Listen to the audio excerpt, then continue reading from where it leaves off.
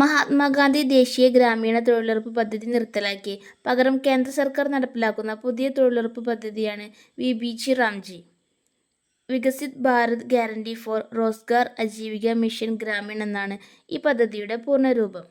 ഈ പദ്ധതി ജൂലൈ 1 മുതൽ പ്രാബല്യത്തിൽ വന്നതോടൊപ്പം തൊഴിലുറപ്പ് വേതനം 401 രൂപയായി വർദ്ധിപ്പിച്ചിരിക്കുകയാണ് കേന്ദ്ര സർക്കാർ.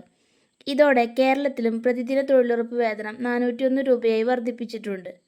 അതോടൊപ്പം നേരത്തെ 100 തൊഴിൽ ദിനങ്ങളായിരുന്നുവെങ്കിൽ ഇനി മുതൽ 125 തൊഴിൽ ദിനങ്ങളും ലഭിക്കും. തൊഴിലുറപ്പ് പദ്ധതി പ്രകാരമുണ്ടായിരുന്ന ജോലികൾ തൊഴിലാളികൾക്ക് പ്രയാസങ്ങൾ സൃഷ്ടിച്ചിരുന്നു.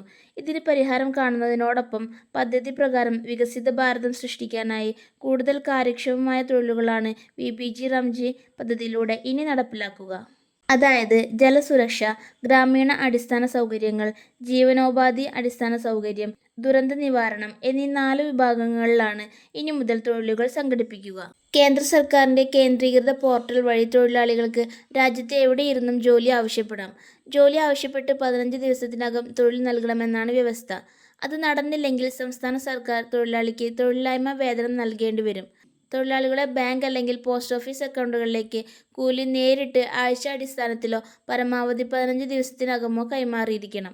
കാലതാമസം വരുത്തിയാൽ പ്രതിദിനം 0.05% നിരക്കിൽ നഷ്ടപരിഹാരം നൽകണമെന്നതും പദ്ധതിയുടെ പ്രത്യേകതയാണ്.